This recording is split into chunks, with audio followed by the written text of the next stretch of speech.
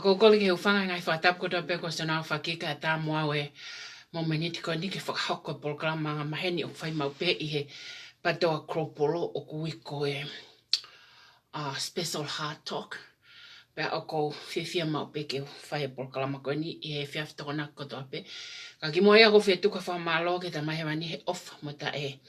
Mo tauhi ta whiwhiri manako ko ne whai ma tek motol ka tau ke apina o lave monua pe moa he hoa ko ni pak to ton ke at fa fita ma fa malo ke afiona he ofa mo tau ko to pe ko ne fai ma tek tau tolu ko ke hang ha laka pe ha fa fia ngai ngai tau pe mo ne ofa fai ma tek tau tolu ko ya tau fetu fa malo ta fetu ko ke afiona he ofa ko to pe ko ne fai ma tek tau tolu o ko ko le ke u talanga te tiki ta fai ki to mama atu ka ta mau ai mo meni ko ni ke kamata por kalama Ak tau ki tō mui maha mini te nima, ka kou whiwhia ke whahauka polkalama koe ni. Ko whamaloat ka tek mo tolko ta pena mo toko ni mai ke whai polkalama koe ni. Ko polkalama whokieni, o ku whakatatau ia pia moe ngahi mea, o ku maho inga iai, a ki nau tolko ta pia, ku nau tālanga whapolitikare i he o pe. Pia o ku ai toko lahi o ku tui o ku nau whima o hawa mama o whikawak mo ta whako ni pa koe ana toa whai programa koe ni ke whai poni.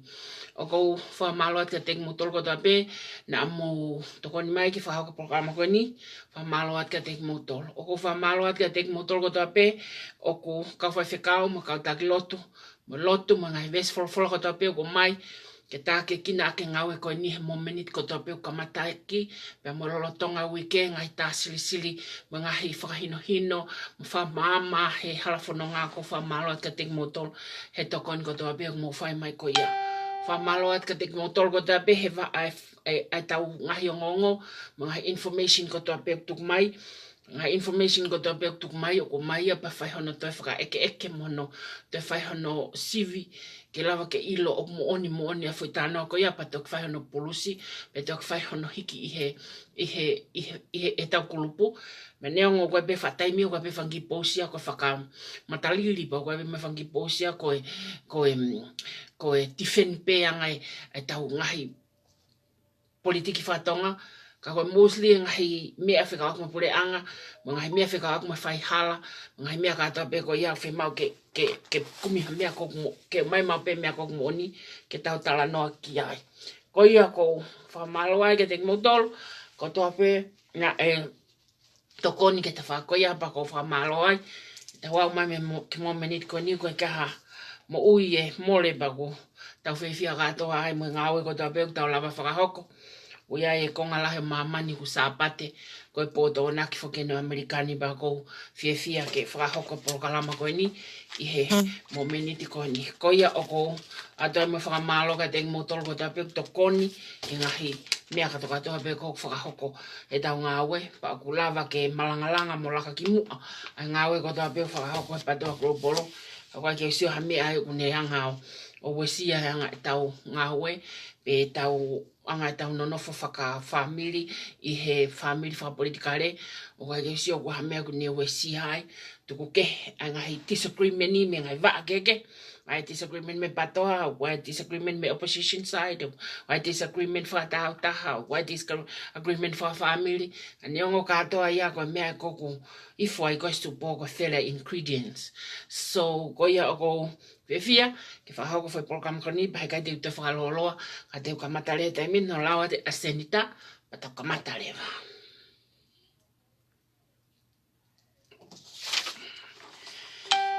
Ka whai asenita he pōni o pehe, ka visone, mohono ni masi. Pe koe visone, the vision and its implementation. Whakapiritāni aia. Koe visone, pia mohono ni masi. Ko konga ulaki, koe hai visone. Te tānoa ke pōni, pe koe hai visone. Ko konga wā, ko hai ha ana ai visone. Pe ko hai ha ana ai mea koe visone. Ko konga tolu, ko whatongia o hai ai visone. Ko whatongia o oku, pe koe whatongia o koe, pe koe whatongia ka u whalealea, ko whatongia o hai. Te tau tānoa ke pōni. Ko konga whā, o kunga wai whewhe ha visone. O whewhe, hono implement, how to implement a vision. Pe koanga whewhe, hono ngā wei o visone. Ko konga nima, ko hai, o kune nima se a visone ko ia. Who implement the vision?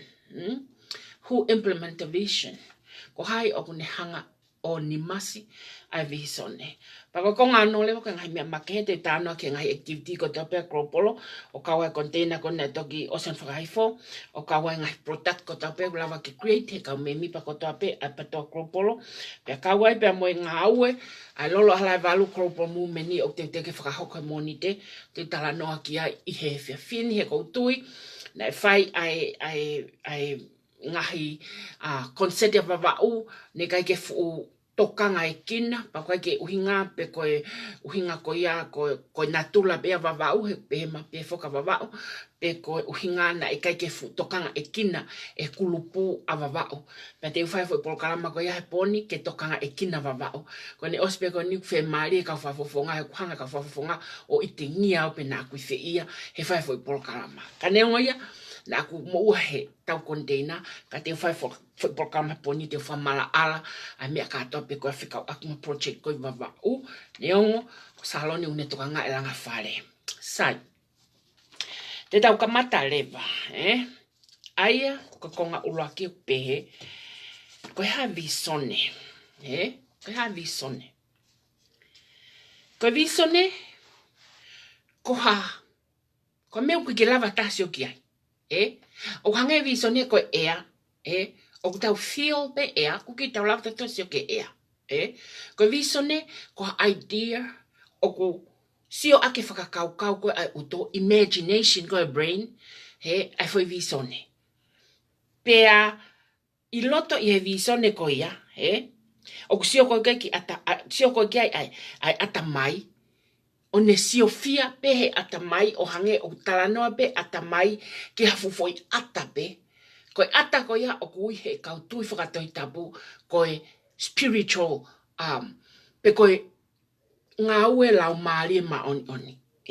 That's your spiritual, with the Holy Spirit, characteristic, o kune format ho uto, ke whai ha vision, pe ke whai ha visone, ki ha mea, o koe ke malawa ho mata, materie o sio ki ai, ka ku ke tala noa pe, i he mama o e atamai, pia koe lau maari e ma oni o tua, o kune nofo ia a ho atamai. That's wisdom.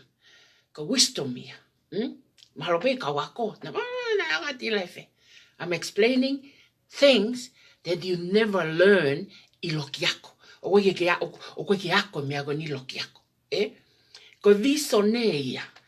Ko ha whaahinga mea, me whakakau, o ku ke hanga pe koe whakakau ako uto, imagination, kui hota mai, ho mohe, ka ke o koe ke sio koe ki ai, ka ku ke tala noa pe moia, i ho ata mai he oku iai, ai fo i mechanism spiritually, whakalau maari, o ku mo ui ho uto, ko lau maari e ma oni, o ku ne hulu, mo ne tatake kina, ai sino whakamaterie, na e oato he otua e mānawa mo ui, ke mānawa aki. Pea ko kore ke oua te fu mawhana, ka lava whai whakarere fo i polokalama. He ko osi kamata, ai ala, ai lau maare ke a te au ke ne ai hau ki tangi. Ko mea kui koe visone. Ko visone, o malawa pe ko a visone COVID. Pea malawa pe visone ka visone kulelei. Pea malawa pe visone ka visone whakakulupu. Pea malawa pe visone ka visone whakatauta. Pea malawa pe visone ka visone whonua whakalukfua. Ko natula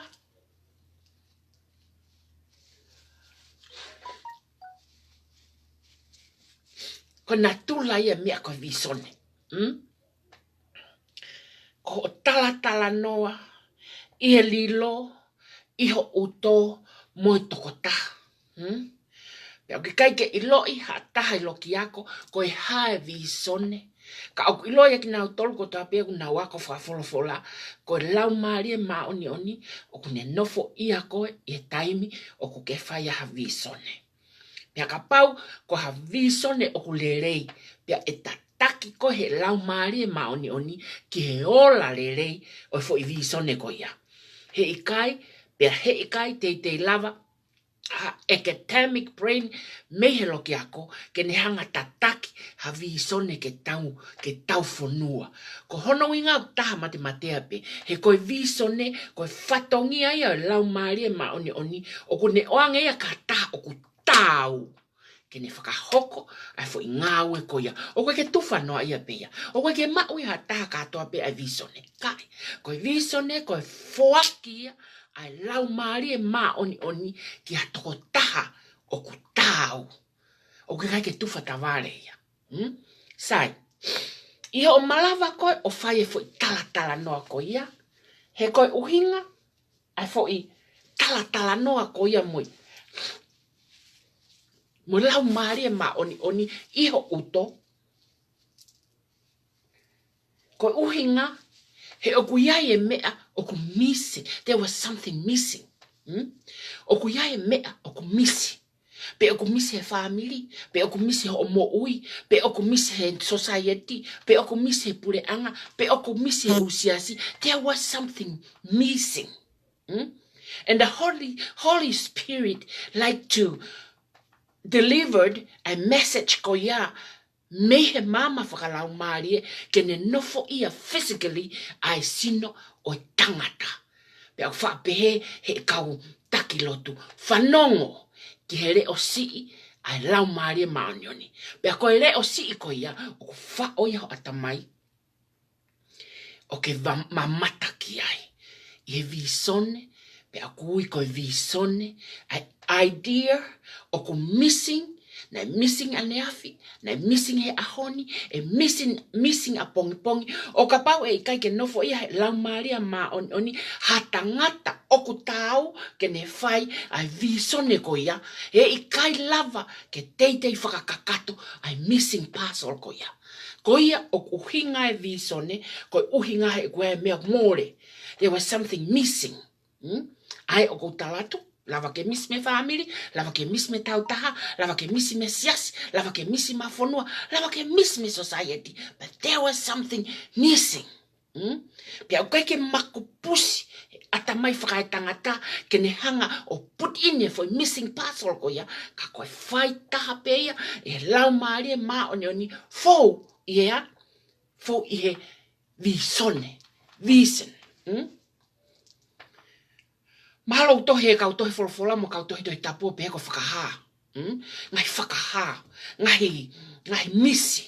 Kau palofita e tohe tapu. Ko hono uhinga he na ea, nofo ia ki nau tolu ea, whaui, whatamate e Nebuchadnezzar kawako. Nai hanga Nebuchadnezzar tamate kawako koia, ko i kai ke nau lava whakatonu lea e ne misi. He koe misi a Nebuchadnezzar koia, koe missing parcel ia, i hono pure anga o hao ia, o hao lau maari e maoneoni, o whakaha ke a te ia, through your dream, pe koe vision. Pea ko taimi ko tātānaki mai kawako o matautu paka ke nau lava ko translate e misi ko a Nebuchadnezzar, pa ko mea nena na whainea, tamate e.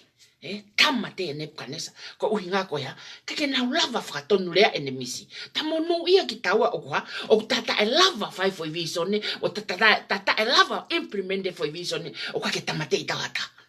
O ta ke mo uipe, o tata felingia ke ta opinioni mo ta disagreement ni, ka kwa gata ki nanga tamate ki taua. Ko tui, o mei iata, ai mea koe visone, i he e kuhanga describe ke mahino ka tek motolo. O kwa ke whaino e pe visone, o kwa ka tako ta pe kwane visone. No, ko visone o fuakia, e lau maari ma onioni, ke te iau tau. Pe te ne whai lewa ai visone. Sai. Ko konga lewa kote ta hako mai ki ai.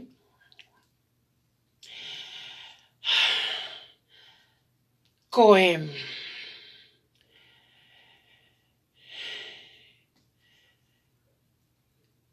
Ko mea ko mole, Ko mea ko mole, na mole ane afi, O mole he taimin, e toi mole pe kau, o ka pau he kai kaha foi visone, te hanga putu keta, anga he mea katoa ko o missing, Sai.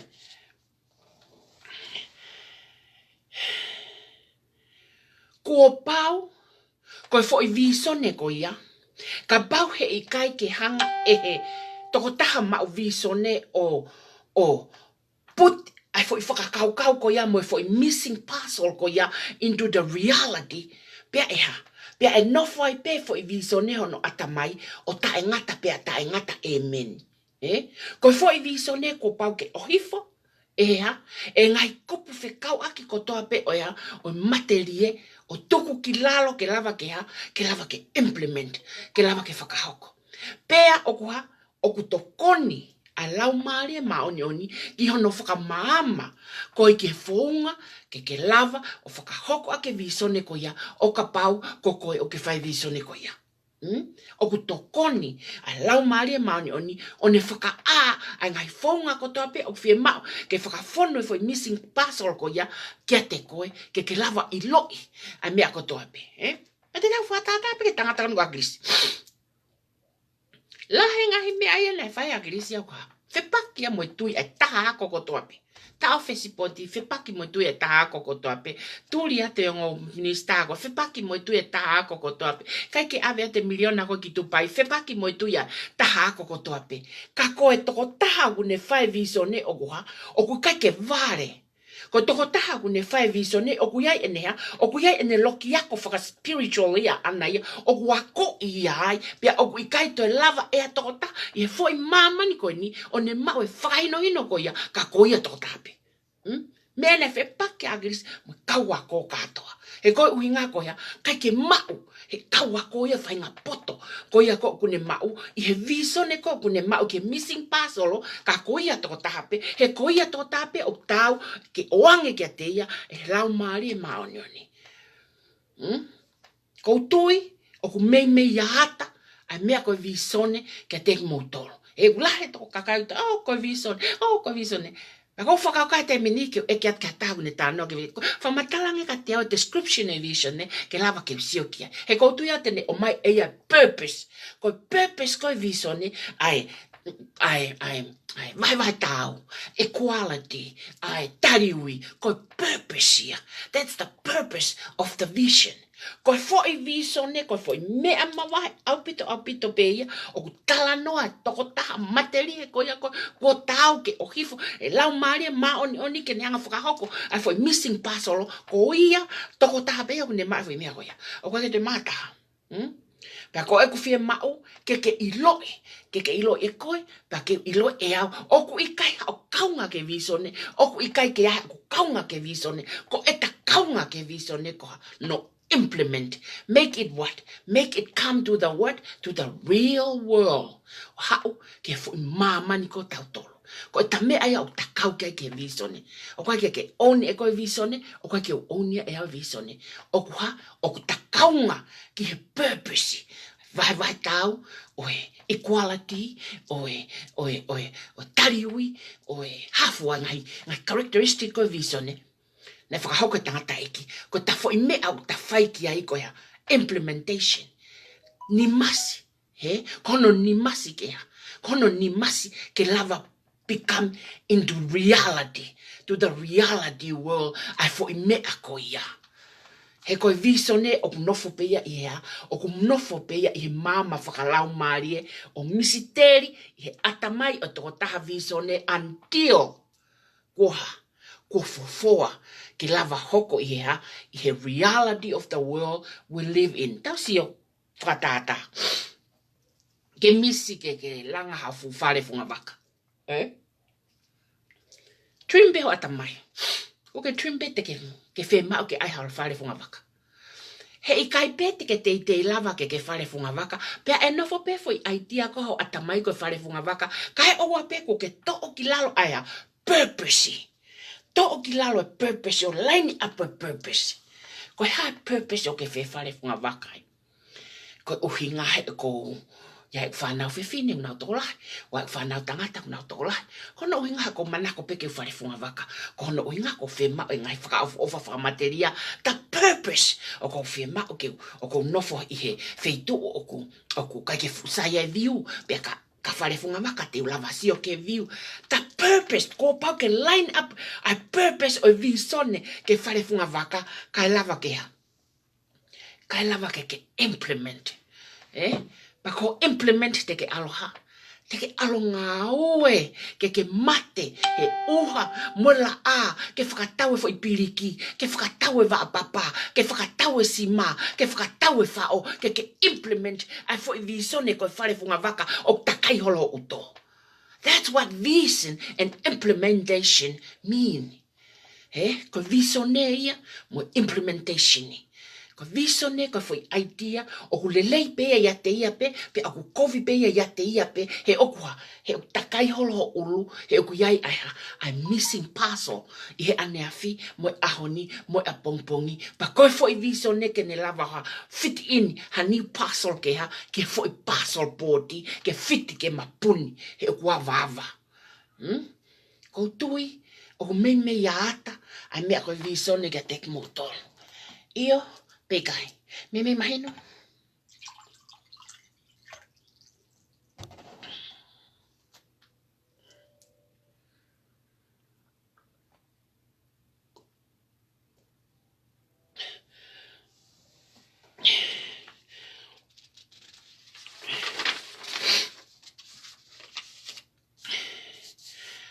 O koutu yo me imagino a me ako visone, visone.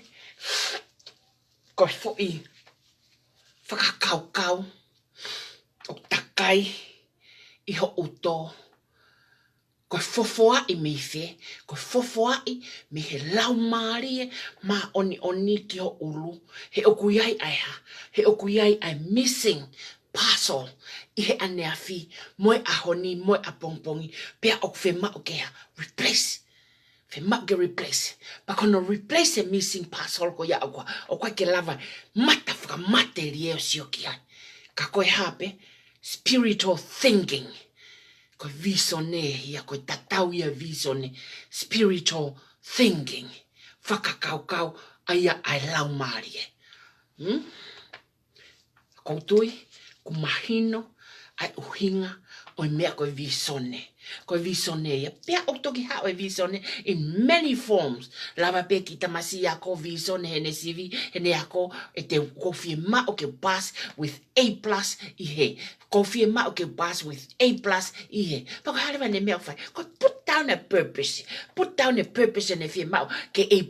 Kofie ma o ke A+ e chemistry. He kofie ma o ke hoko kwa toke ta. Kofie ma o ke A+ I he mea whaka computer. He kofie ma o ke hoko kwa computer engineering.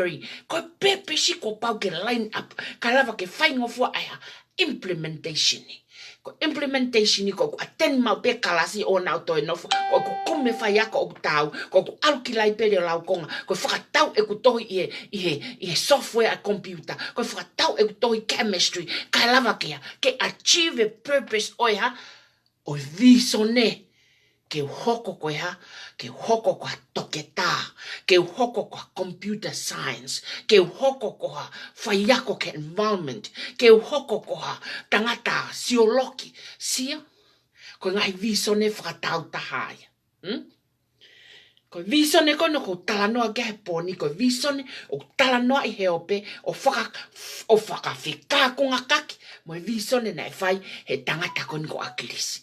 Pea koe aia, o ko tala noa ke, what is a vision? Koe hae visone. What is a vision? Koe ane ko whamatala, pa kou tui, o mahino, ai visone ka teke motolu, pea mohono whakamatala I ke mahino. Sai, ta hoko mai ke kongaua. Ko hai, ha ana, ai visone. Ko hai, ha ana visone. Ko tui, ko foi feho I kou laen. Ko hai, ha ana visone. Ko i visone, o i kai ke maui haataha, o i kai tau ke ne sio ake hono mata whakalau maari ki ha mea o nofo i e lilo, pe aku misi me fo i passport. O ku fie mao, e he lau maari ma oni hataha, o ku tau ke ne hanga whao ki ai visone ke lava ke ha, ke bring into reality. Pa koe lau maari ma oni o ne whaka lotoa toko taha ko ia, o ne whaka ivia toko taha ko ia, o ne whaka loto lahi e toko taha ko ia, o ne take all the human being weakness me toko taha ko ia ka lava ke sio hono mata whakamateri e ki hano implement o visone whakalau maari. Mei mahino. O mei mahino. Pe ko hai ha ana visone. Ko kakaya na fa ere I pe ia ko ya. Ko visionary person. Ko kakaya na fa ere I pe ki ai. Hei kai te lava e ataya. Neongo ko fa nau ki tau tolu. Ai toko taha ana visone. E kai te ke te lava ko. O replace. Ai fo I fili na fa ye lau maria ma oni. To whom? Our mother, our father, our uncle, brothers, sisters. E kai te ke te lava ko replace ya. Until you were selected from heavenly up above. O ku fili ai kakai o nau fai visone. O kai ke tae fili ya. O kai ke mau I loki ako. O kai ke fili ak peia hafa hinga fili whakatangata. E kai ke fili me au lava maolunga I loki ako e kai. Ko toko taha kune fai visone. Ko toko taha pei o ku fili e mama whakalau maria ke ne hoko o whakahoko ai ngai lilo ko toa pe o ku ihe lau maria maonioni o ku ne fie mau ke ha. Ke whakafonu e fo I mahamani ko ni he o ku kei misi. O ku kei miss e tonga vai tau. O ku kei miss e tonga equality. O ku kei miss e tonga tariu ke tangata to tong tuku hau. O ku kei miss e tonga ai whaka hinga o kehe kakai ho e kitui. O ku kei miss e tonga honoli e kina pe masiva. Ha ere mai lau maare maoni oni whao ia tangata o ku tae iloa. Ke ne hanga oha, ke ne hanga whakahino, ai whainga tangata ki he mea o kuha, ki he mea o ku misi I society, pe koe pule anga ko ia, o ku ne whoko utuai. Koe toko taha ia, o kuha ana ai visone. It's a collaboration between physical human being and his spiritual thinking with the Holy Spirit of our Heavenly Father. Ko koneki ia, I mama whakalau maari, pe aka pau I kai te ke mau ia. Oua, na ke whakaofiofi ke talano he mea visone, he kou talat ko mea pe whai koe, ko whakamoweu I mamani, te ke hoko o luma aki ko I mamani, o ka pau te ke hao hoko ke to'o, ai waakau, ai toko taha visone, he kui kai ko ia nane filia, pa aku I kai ko ho mari ke loto whare ko ia, ko ke hoko ai ko o tau ke to'o visone. Ko whanonga ki kananga pe, sai pe heke kake, heke mo visone, he I kai, te ke lava heke mo visone, he oku I kai, na I kai whiri ko ia, ko tangata whai visone. You were not selected from heavenly up above, ko tangata whai visone. No. You're only married to that family, the family that's been suffering in the journey. I travel for visone koini. You're only married to them. You are not qualified to be the visionary person. I mama whalau maari. Na I kai te ke qualify koe ke whai mea koea. Pea te ke mate ko no veu ki o mamani. Moi ai e ke tae manonga. Moi ai e ke tae manonga. Moi ai e ke tae manonga. Te ke whakasesere. He I kai pe te ke mau. Ai visionary. Ko uhinga koe ha. Ko uhinga ne kai pe ke whiri koe ki ai. You are not the person. Koe ko koe ia. Pea ka pau te ke whie maari mo ke ilo ia. Lahe pretending yo alke lotu, pretending yo ko mau e ko ilo ye, o ko la fai, pretending, lahe pretending. Ka ko hai o ko ana visone, o ai tama pe ya ko na e fili e mama whakalau mari, ke ne ha oha, o fai e foi ngawe, o ko misi me tonga ko inequality, ko I kai ke tariu I ke kai masiva, ko li e kina masiva, ko I kai ke vai tau ai kolo ai fonua, o ko misi me tonga. Ha ele mai lau maria ma oni o whakafonu e tamai o eiki o tau ilo I ka hatoa peki ai. Pea toki whaka aki lotoa ai a ake ngai malo I kotoa pe mamani kai ha.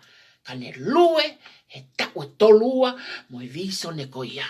Pea neongo o ku ke taka ofi mo ia, o ku I kai a au ia. You are not. Ia e kai pete ke a au ia, ai foi mea ko ia. Ko hai o kwa ana visone.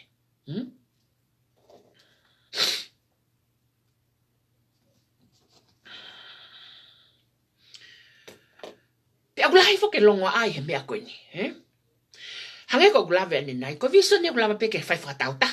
O glave visone ke fai fakulupu, o glave visone ke fai fafonua. Kapapa te tau talanoa ke foi visone ko ne fakahoko e aklisi ke fonua.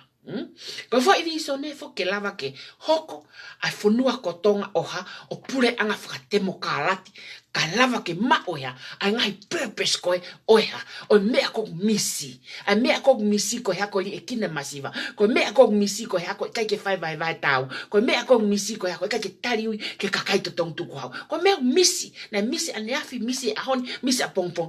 Ko sistemiko tau no foi na e create pe aku misi ai. Pe he tangi mohori alau to taha ko ni one iloi a tono no ko ne fonua na no fo ia e lau mare ma oni one frafonu ia e ngai me katoa pe hange ko ne poto ia e taha ko iloki ako pa ko ngo ile va ko taha ko iloki ako wa lo to kovi jealous lo to kovi ko PhD au lo to kovi ko matai to hilao au lo to kovi to tono ko au ia ko ako visone kai. Ko visone ko kakai na fili e mama whakalau maari e pakapau na kai fili ko ke whai ha visone pe tānak whaka ma opo ngā o ta pa ke alu ke whaitu where you belongs. Te ke peta ofu ange koe i he whaitu o ke belongs ki ai. Sai. Te whai tāno whakatātā ko ni ke lava ke ki mahino ka te ke mautolo pe ko hai o ko ana visone. Sai. Koe ki tano whakatata ko ni. Ko ki tano pe me family kono akrisi. Ko family ko ni, na eha. Tau vela whare o akrisi, na e tutu tō ua whare o akrisi. Sai.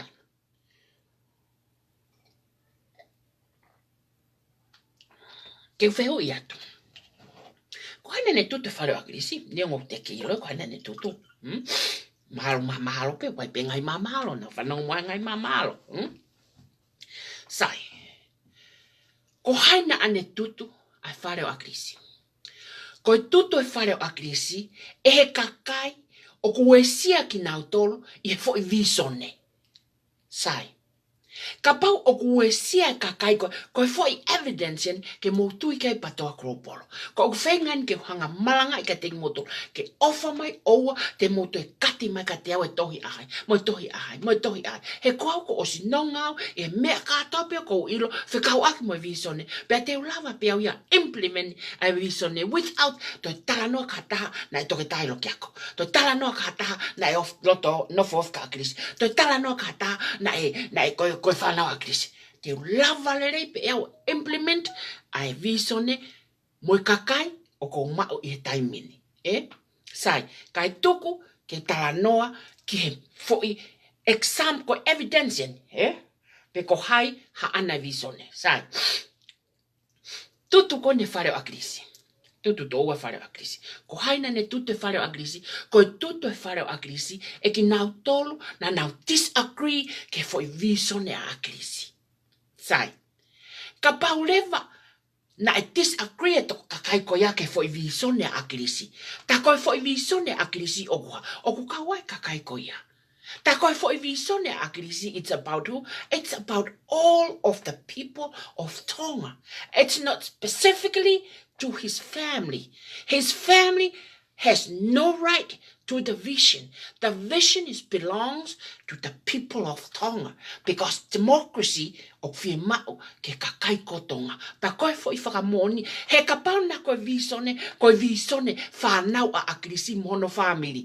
Eha, e whakasesere ke nauhanga peo o tutu ho nau whare, he koe tutu ho nau whare koe visone ki ho nau family, te nau ope te tutu ho nau whare, o ka pau koe visone pe, just for them, ka pau koe visone pe ki nau tolu pe, Ta ku nau whakasesere, ta ku nau tolpe na nau toi tutu o nau whare. Ka na eha, na e ikai. Koe tutu o nau whare, koe tutu e kakai mei tua. Koe uhinga koe ha, koe influence, pet e he visone a e nau moui o nau lolotonga iai. So the vision, it's for the people. The visions belongs to who? Belongs to the people. Including who? Including the family. Koe visone ke kakai whakalokufua. Pe aku include ai ahai, include ai family. Koe uhinga ia mea naia, na e tutua he kakai hono whare, koe uhinga koe a, koe ue sia, e nau mo ui i he visone, he oku nau kau i he foi visone. They belong to the vision. But because koe ngahi corrupted koe na e whai ane awhi oku nau involve wai, and it make them disappointed, and what? And burn down the house. He koe uhinga koe a, koe influence he visone agrisi, aki nau tolu. That's the proof. The living proof of visone oku ikaike belongs to anybody individual, even ko family koe. The vision is belong to the people of the nation. O ngolawa ke mo mahino ko hai ha ana visone daimin. The visions belongs to the people of the nation.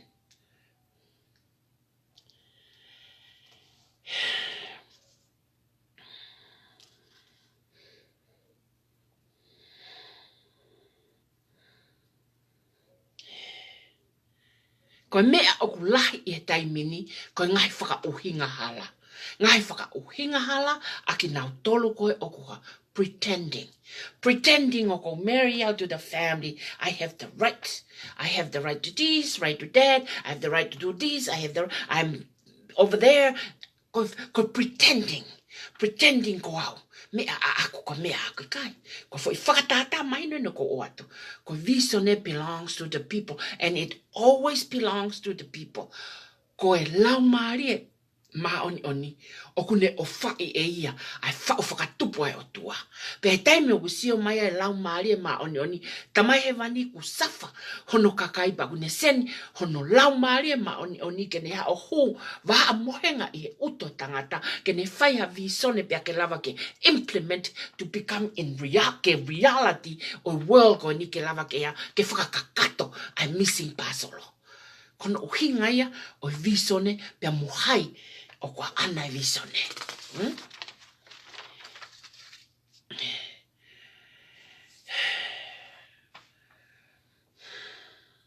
Ko tui koe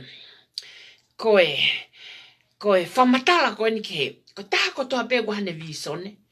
O kune hanga eia o whao ene ngahi tepi video. O kune hanga ia whao ene ngahi tohi. O kune hanga ia whao ene ngahi tau te whito ke tohi. Pea koutui, ko taimi e auti mai ai tohi ko ne akirisi, te tau lava ke tau lau whakama opo katoa. Ai mea nai lua mai mo sia na he tau e tolua. Pea hei kai ke tau toi whai ha talanoa, pretending he kuia e ha, he kuia e tohi o tau lava sio lelei ki ai ke mea nai whai he tangata koe ni. Ko e ku talanoa koe ni, ko talanoa a logic koe o visini, o vision, ke lava ke mahino, ke teki moutolu, pea oua na amohe, i ngai talanoa ko uhinga, o koe hangai family ofi, o kuna womai, o talamai pehe, mo pehe, mo pehe. Teke ilo i he mea koe no ko whakamatala atu, who own the vision? It belongs to the people. It belongs to the people of Tonga. It's not to the family. It's belonged to the people of Tonga, including his family, even his children. O glava ke mu mahino, ai fo itafaki koia.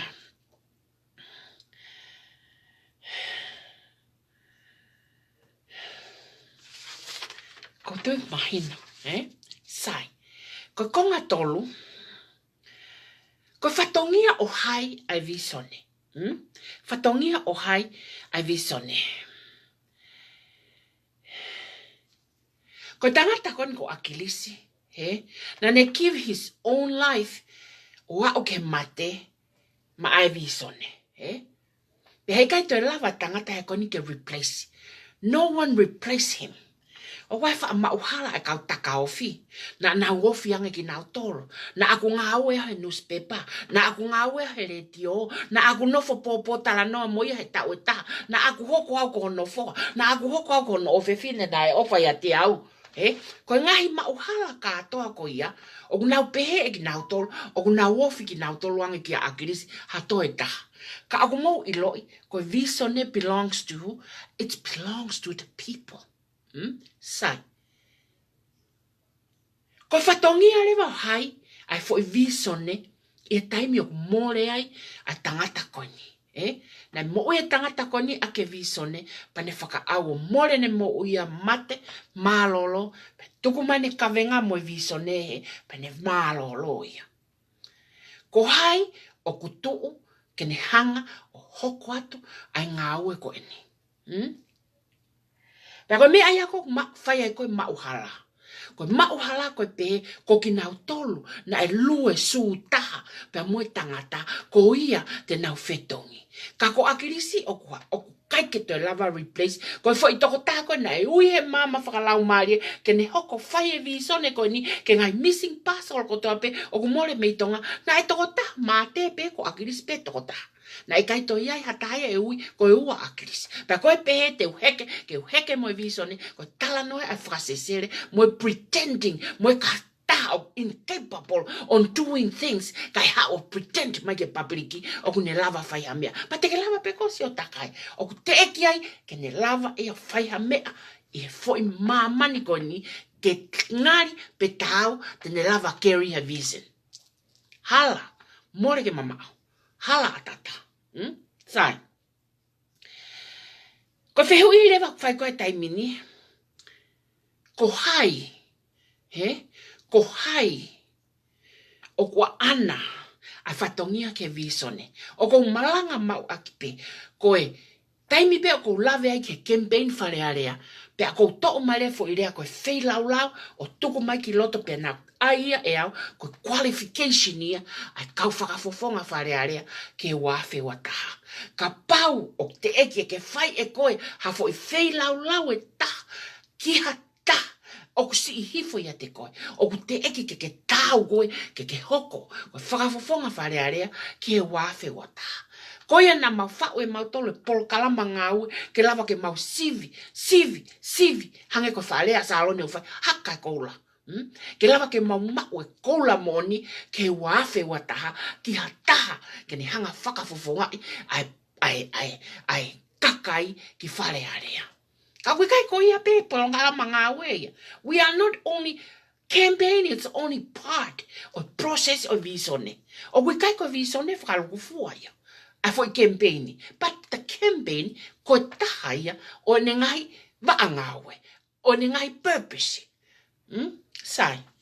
Ko hatoko taha pe o ku lava ha, lava ke more ne mo ui I ha visone, ko toko taha to tonuia. Ko hatoko taha pe ko loto ke tutu ono wharetu o ua, ko visone ia.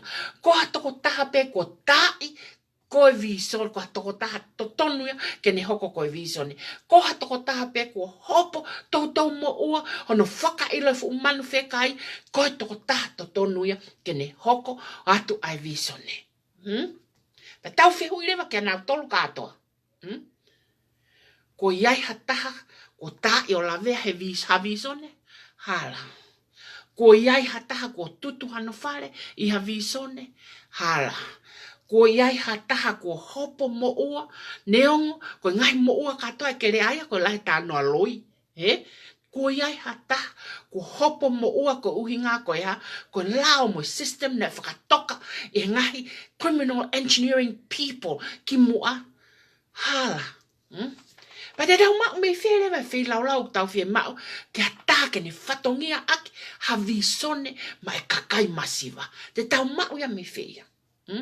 Te tau mau ia mea me tau lue koe ni.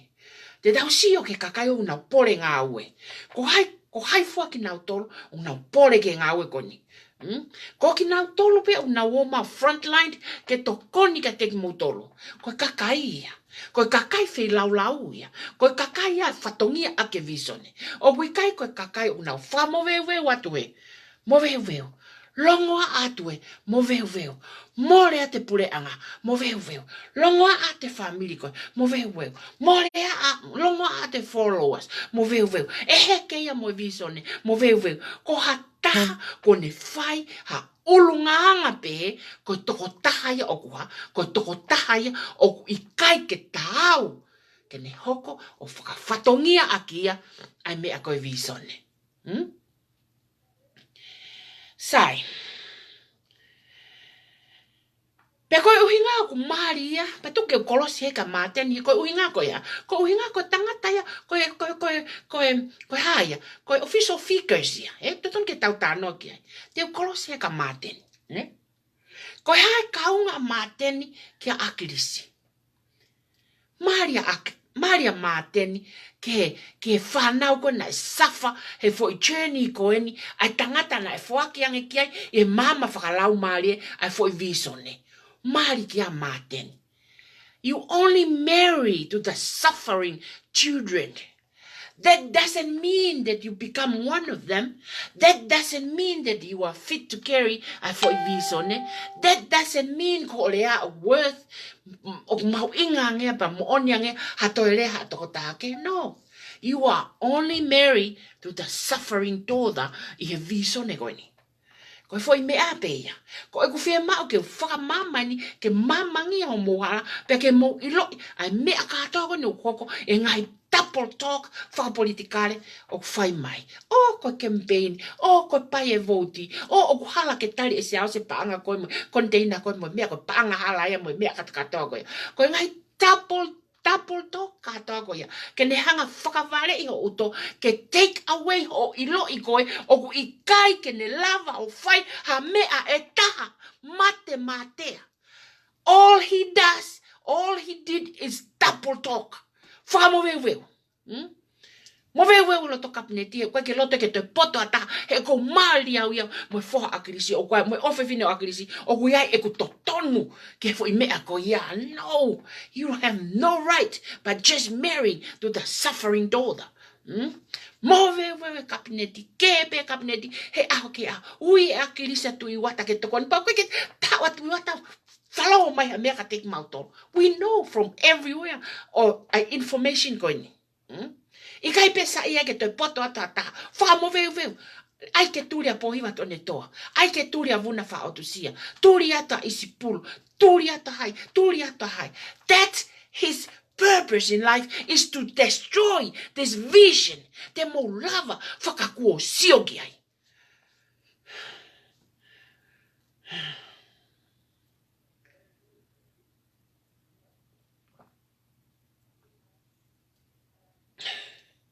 Te mo lava whakako o sio ke purpose a tamasi koni in life. More, pure anga. Ngā ue tamasi koni. Mo veu lo to whare akirisi. Ngā ue tamasi koni. Mo veu kau followers. Ngā ue tamasi koni. He kono nima, whai whatongia ke hono destroy ai movement koni koe ofe fine o tangata haanda visone. Kono nima, whai destroy ia. O kui kai ko ia, o kuni whakahoko destroy. Ko destroy o visone koni, o ku whakahoko, he suffering daughter, o ku mariki ai. Te mo sio whakako o tauki ai, o iloi. E mahino whakako. Pe toki hao lewa o seti aia, double talk. Na fua whare areao ia siausi. O totoni e whakaongo maa siausi ka te au na fua whare areao ia siausi. Ka ko haina e nominate sia akirisi. Who akirisi nominate to be his ke fetongia. O kai ko fetongia kia visone. Ka ko fetongia he whakafofonga o tonga tapu uluaki. E toki kamata develop e sia hosi ai hono waka mo hono tuunga pe o ku taau. Ke ne hoko ko tangata whai visone. He ko fuaki ko ia o fuaki a lau mare maoni oni. O ko ke fuaki a nima tae maa i mo ui ko ni ha visone ke a tangata wha materia. E toki develop a sia hosi ai. Na nom firi e hai. Na firi mo sese a sosiwa ke ne whakaau ai whanonga ha i steri. He koe uhinga na ea na e whakaha ke a te ia i e lilo a sosiwa. Na e whiri e a krisia siaosi. Kene whakahau ai mea kungatai. Ko siaosi toko ta, pia mohono o tua tene toki whai ai whakawhe hoko ta kinga. Kene hoko ko tangata whai visone. Oku ikai ko tangata whai visone a siaosi e taimini. Te mousio whakaku o iloi ai mea koia. Te mousio whakaku o iloi.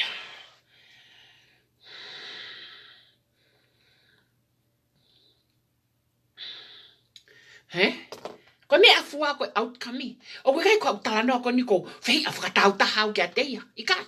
Ko talano ko ni he fainga me o kui ko visone pe mohai o ne fatongia ake visone he o kohu a tangata ko ni koia o toton ke ni hoko atu ai fai visone na ma o a krisi ko more tangata ko ia pe o kui kai ke to ia taha ia o tau ke ni hoko atu ai foi fai visone ko ia kai o ape ko to faka hoko he lau mari ma oni ai foi kavenga ngawe ko ni ki taha pe ko to taha pe ko ia o tau pe na fili ko ia pe aba de tau sio ke outcome an ku to os ke fra ko outcome kai ke to hata ya longo amo tamasi ko ni ha be tamasi ko ni ta palasia ka to pe ke ya engai mo ua ka to pe o pe ko mate ma ko ngai tala no ke business ko haile mana ha fra mo ui ngawe ko ni saus si si no ta palasia pe ka ta ke tala no ke ai ka ku pau ke o hake he ko me ai o ku ha lahi o mo e ke mai ka te au o ku ha me ko ki he mo ha me ko se asmo ino feo i ka te a mo po pa ku ko o lu he no fo ka kau ki ai he ku man mahino ia e au ka kwa ke mahino e ka kai pe ko hinga tala no ko poni ke mahino ka te ki mo tolu ai mea o ku kai ke mahino mahino e pon pe ona to more mo faka kau sio ke outcome ko ha outcome o ke sio ke ai ko mo veu me ka to pe la ka holo ai tamasi he ko ne purpose ke destroy a vision ko ni ko ne purpose ke destroy a vision ko ni o was tu no vai ona ta ki to ma ngai tala ma ngai tala no mo pere ko ta no mo pere ko kamata ke ne private ka tama ko to pe ko atimi kamata ke ne hanga tapol to ka tama ko to pe ko atimi ka pau he kai te ke sio ake ho mata whakalau maari ka ke whanong ak pe ko te ringa he kai te ke maku pus e ko ia ai whahinga mea whai tamasikon he koe outcome e whai tū ko to pe kulaka holo ai ko ia whakatamake mea ko to pe kulaka holo ai ko whakatamake o koko ai paka pau ko whakatamake o koko holo i potu ko to pe o kulue ai paka tamasi i ko ia whakatutamake kai toton ke ha kai toton ke whai ka hato e whalala e taha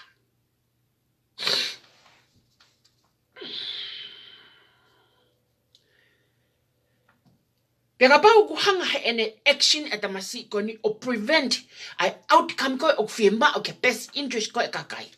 Pega hale me ako hoko.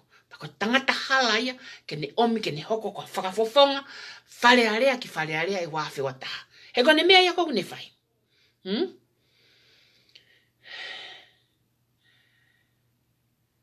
Ko ne mea fai.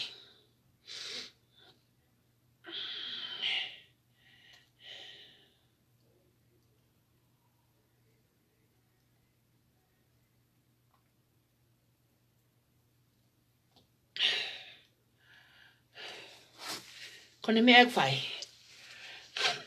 He ka kai outcome ko tau sio ke ai ko ya. Ngai outcome kovi. Mole pure anga. Wa tau el ko atimi. Wa tau e ape o akrisi. Loto kovi ka siao si to ton ke whakaongo wangi ai. O kum longoa ai ka followers.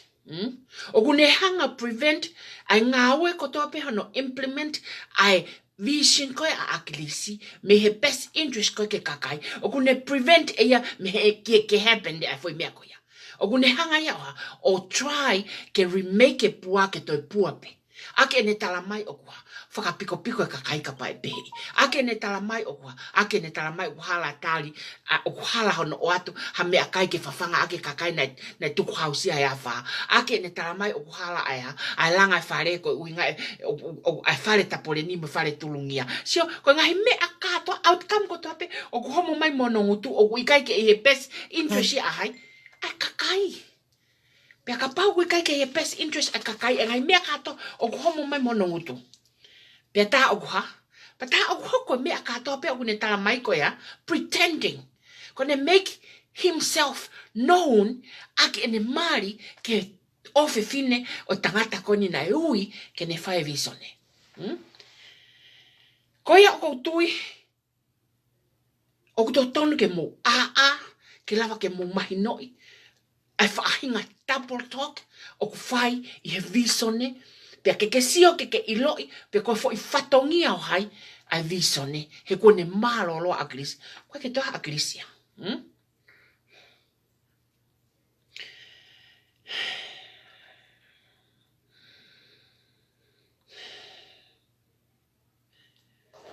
Ai ako fo i tau mua. O ne whai katoa mea koe nihe o ku ha. O ku whiri wharearea he wafe wata. Ko ene whi mau ke ai kakai ke agree ki ai, o ku ne whai fo i ngāwe lelei, kai osiange koe ang mōsia, ko ne hake aki ha pua kai, ko ne langa ha masiva kai, ko ne tokoni ka mea taha ku hoko kai, ko ne hoko mataki mua, ko tutu hono whare ha mea kai. Aia ko ne fo i whenga katoa ko whai o ku whai peia ki hono own self, ke ne hoko koe ha, whakafofonga wharearea i he wafe wata. Lava ke mosi koia o kuiai ene benefiti maana. Pe e sio pe ia ki ai, pe tene whae tala noa ko toa pe, me he whaha i koe unawanga ko, malanga i koe outcome i koe ha, ko take care pua, o kui kai ne take care pua, o kune hau ia go against e pua, o tala e toi whakapiko ange pua, o tala ko tokoni o kuhala o kai ke toton, ko praipia, o kune hau ia ai o whakawhainga tā iai, ai ngāue ko toa pe o whai koe kia, ki e best interest at papiriki. Pa koe whehu i rewa, why he did this? Because he has his own personal agenda for himself, ke whiri wharearea i he wafe wata, pea kua pau ke ne whai ea. Whenga ko toa pe i he tapol toki ke lava ke agree e kakai ki ai ke ea, ke whiri wharearea i wafe wata. Ko hono mō nia kakai whanua.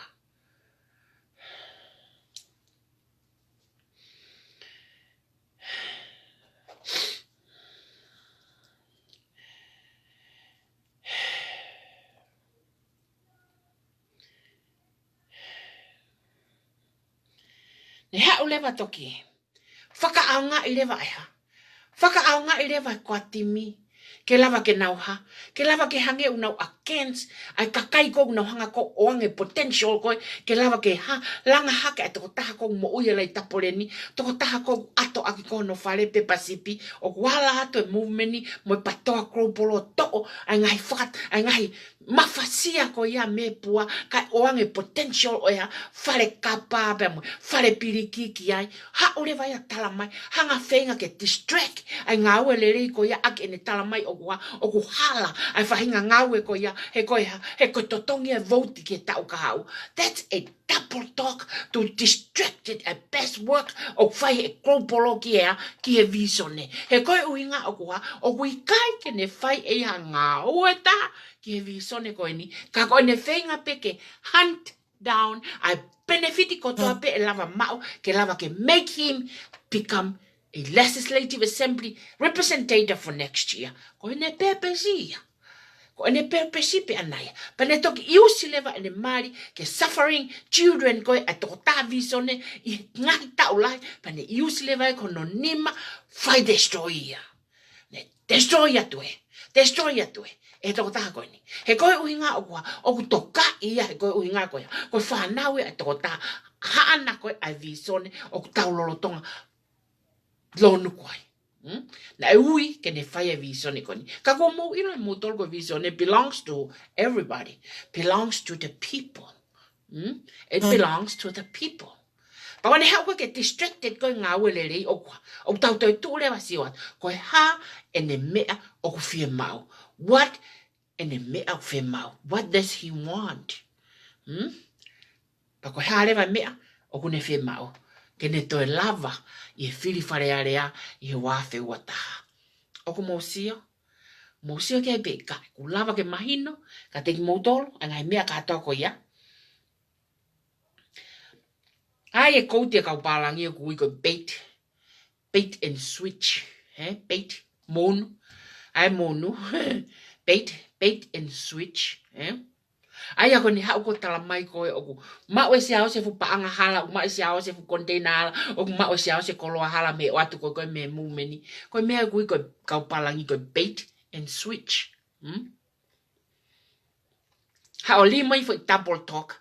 Ke make it look bad, get distracted on the followers. O hala ngawe o fai koe ne gropolo. Ka hiri ange koe a koe ngawe koe gropolo o fai koe a. Koe oange ai potential ke incapable ke lava ke capable pe lava ke ne pe lava ke yai angai fia mo me ako no fia ma ko e visone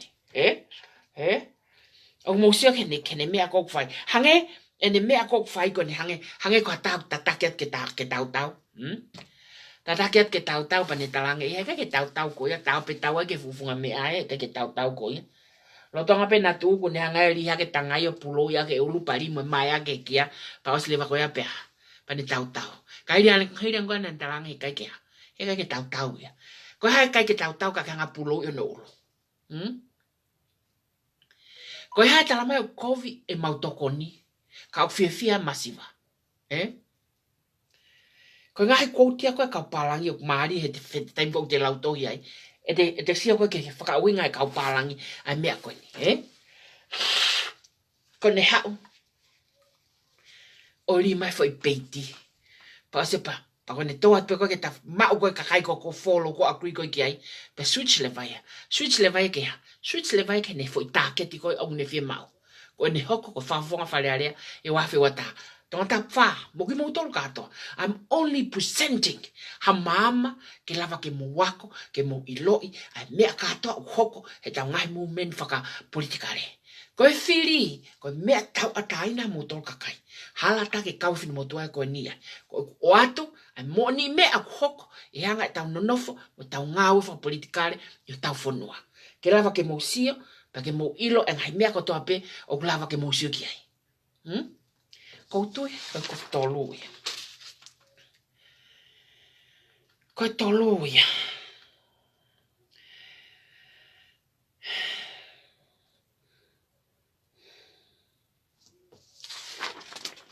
Ko whāreva. O whewhei. O ngāwa i whewhei e visone. Sai.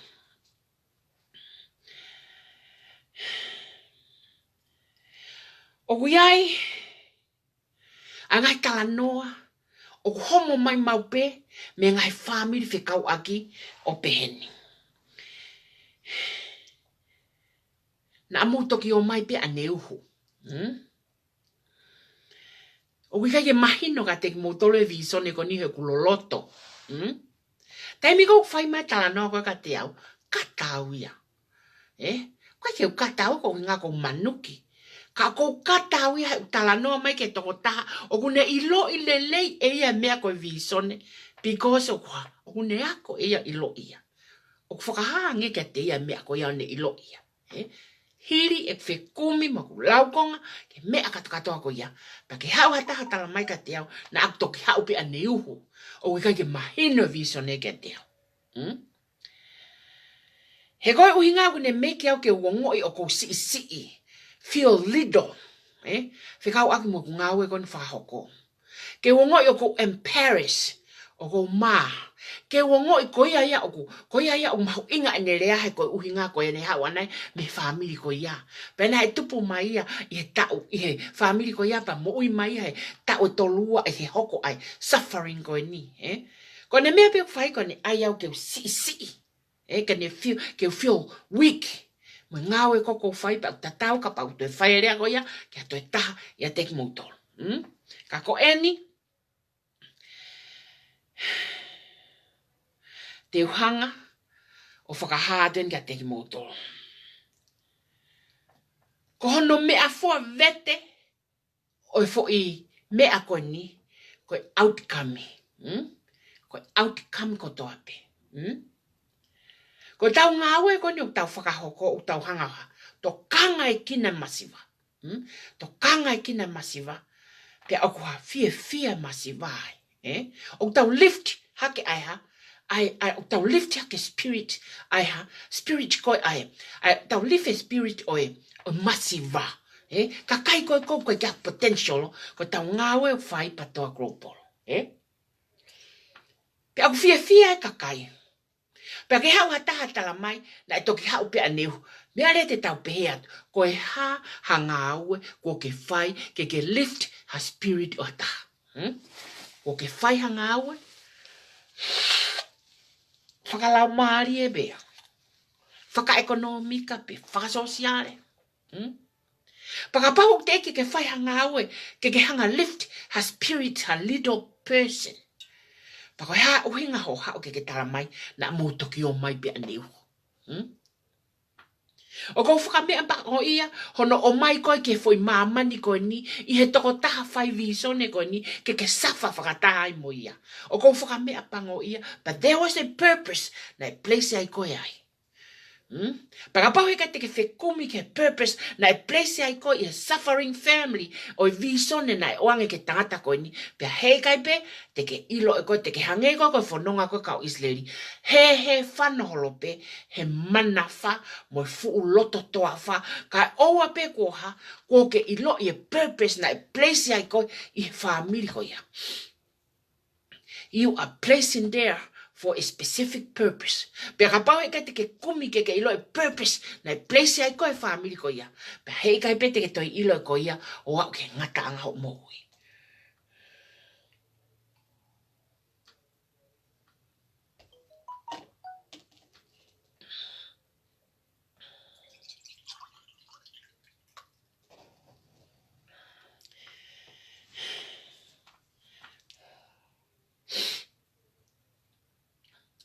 He koe purpose o mo ui kea. Koe purpose mo ui ko te provide a better life ke incapable. Koe purpose mo ui kea poor been taken care. Koe purpose mo ui, koe purpose ia o visone na whakahoko. Kea o ana left behind ata. Equality, vahe tau, pia ke taliui ke kakai to tong tukwao. Pia ka pau te ke toi hao ko tu o ni mau kakai ko ya ko unau fai e ngā ue ko ia. Pia ta aku ke hoko ko ia, ko destroyer o visone ko ni. Ko koe o ke destroyer visone ko ni. Aki o hao o mai ngai double toka. Aki o hao o mai ngai bait and switch. Aki ho hao o mai ngai pretending. Ka koe taimi ko tau sia whakaluk fua ke foi outcome. Pe ko ke whai hanga ue pe talo ho tupu mo mui he visone.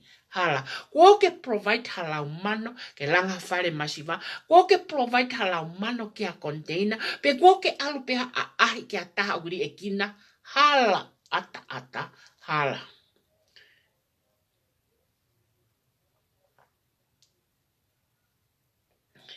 Pero ia ko loto ai ke hanga emphasize ka te motol. Pe o ko ngawe I whewhei ai visone ko ni. O ko ngawe I whewhei. O ko ngawe I akia o mooma tala mai ke tuku e mauhanga provide a better life ke he pua. O ko ngawe I akia o mouha o tala mai ke tuku e mau provide ae ke pua. O ko ngawe I akia o mouha o tala mai o ko mau whai e koe whakatau voti. O ko ngawe I whewhei o ko ke implement whewhei aia a visone. O ku ke implement akia o ngai tapol toka. O ku ke implement akia o whamoweweu he. O ku ke implement akia o loie. O ku ke implement akia o alo whakakengi ke kakai una corrupted government. O ku ke implement aiha a visone. O ku whewhei o ngawe e visone koni. Pea ka pau koe outcome ho o ngawe koe mo veu. Hange nau toki lawe ki ai. Pea tā au totonu ke ha. Ke to oho topu wa e au pito. Me visone he uikai ke tuha. Mo tāu ia ke atma aho.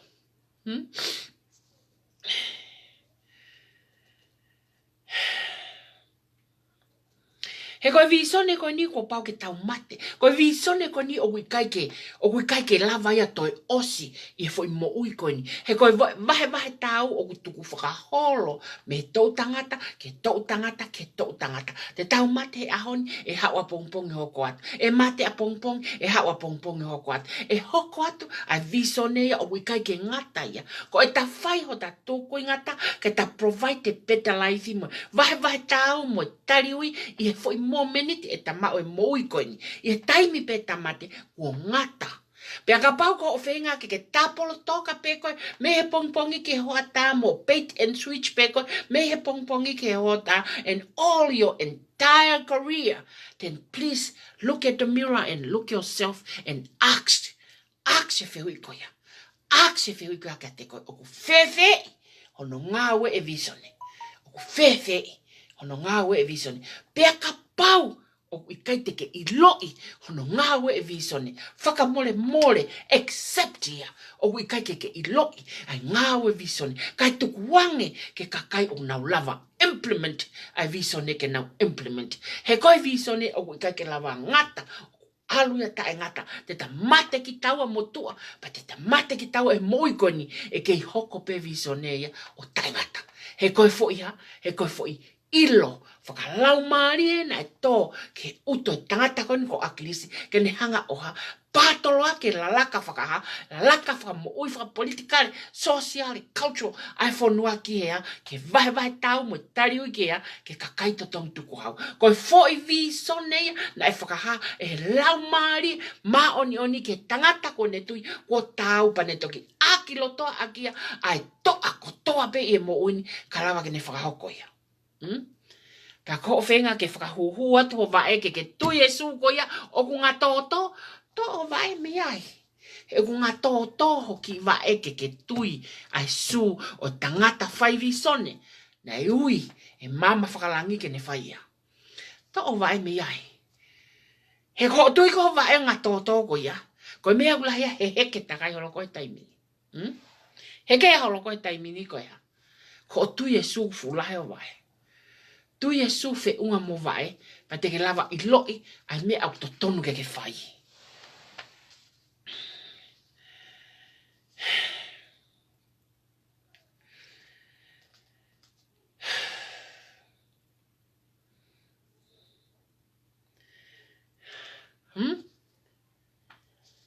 Hangana ki a te patoa kropolo hono whai e implementation o visone koni. Provide te container ke lau ke whawhanga ake masiva. Hao ko tala mai koe ha. Na mautoki o mai pe aneu. Provide he mumeni aia. Provide he mumeni e whare ke toile tapoleni. Hao ko tala mai na mautoki o mai pe aneu. Provide he mumeni ngai sipi kafu. Ke kafu e kakayo kumokosia. Hao ko tala mai o hala mea koe. All you do is pretending. Double talk. Bait and switch. He oku iahe oha. He oku iahe o asenita. Ke whiri whare area pa ke lava. Pakapau te lava sio takai ke outcome ko toa peho ngā ue ko mo veu. Pau to tom ke maa. Maa pe ko ia te koe pe. He ko pau ke ha. Ko pau ke justify ho whia mau. Pau ke justify ho want. Ka lava ke mau provide ho need.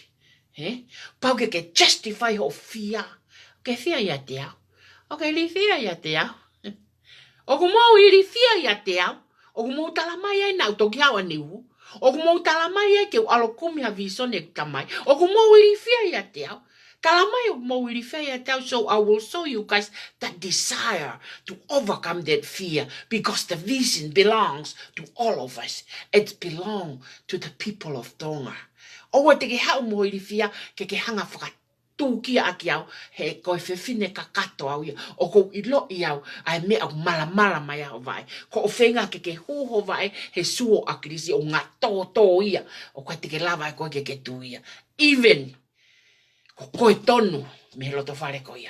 You have to develop your own self and provide the outcome ke satisfy a better life e community pa ke raise mo ui ai pua kai lava ke ha. Kai lava ke tau tui ke mea ke talamai. He eku talamai ke alofo ake hokolo ake masiva.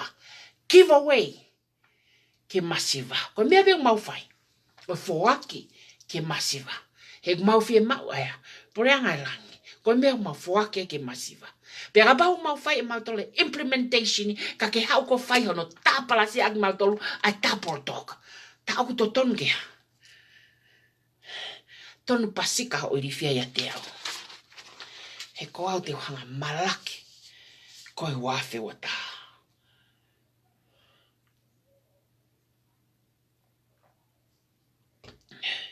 Koe konga nima.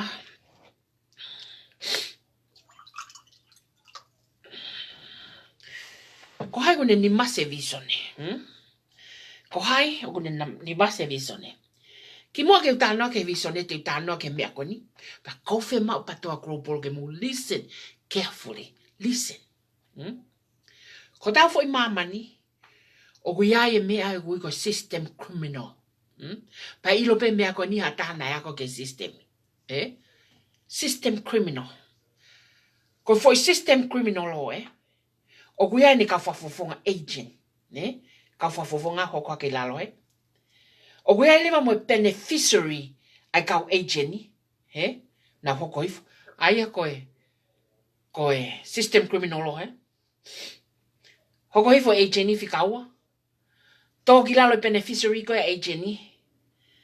And the rest and everyone after beneficiaries koe agent ni, koe kau victimia.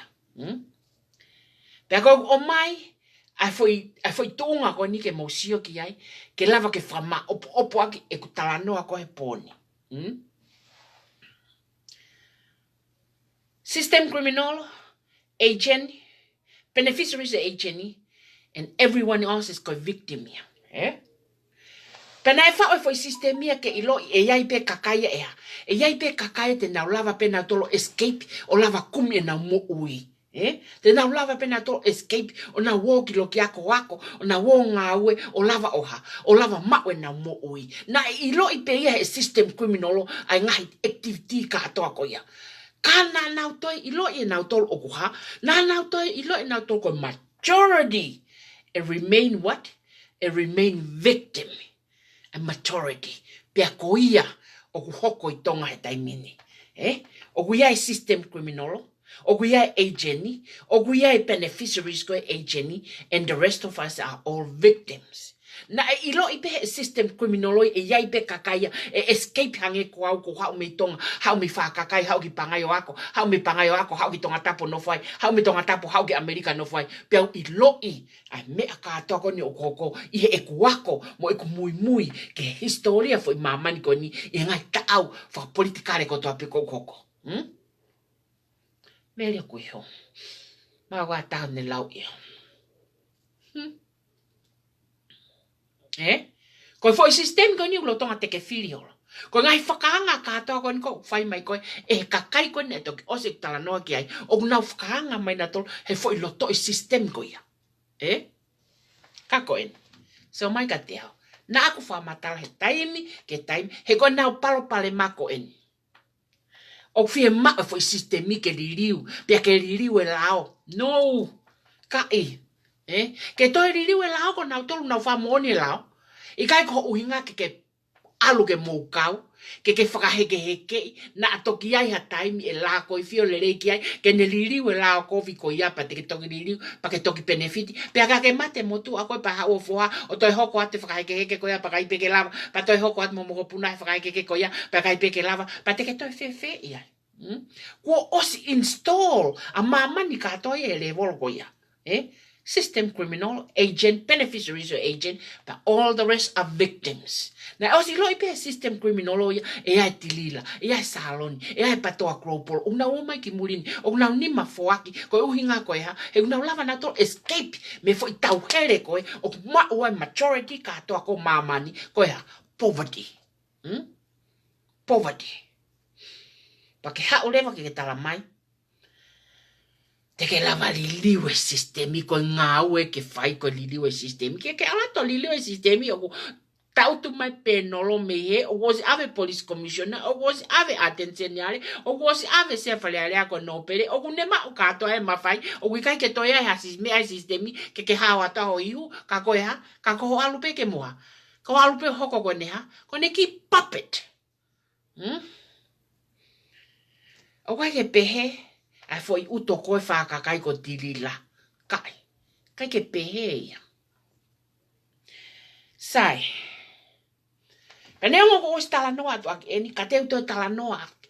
Pea ko sa iau, ke tue whanongo mai ke tahaka toa pehe ko ilo tala mai. Tō lahi kau pā whauna whanongo. Ilo tona e wai whangi ngau nau ngai aki. Sai. Hei kai ke alo whawhetau ke tui ke whaiha tau. Hei kai ke alo whawhetau ke nopere ke mau tau. Hei kai ke alo tamate e pēnolo. Ko ngai mea ene e whaia ne afi. Ko riu kawa, ka lava ke ha, ke matoo e corruptioni ka lava ke ha, ke lele fo o e whonua.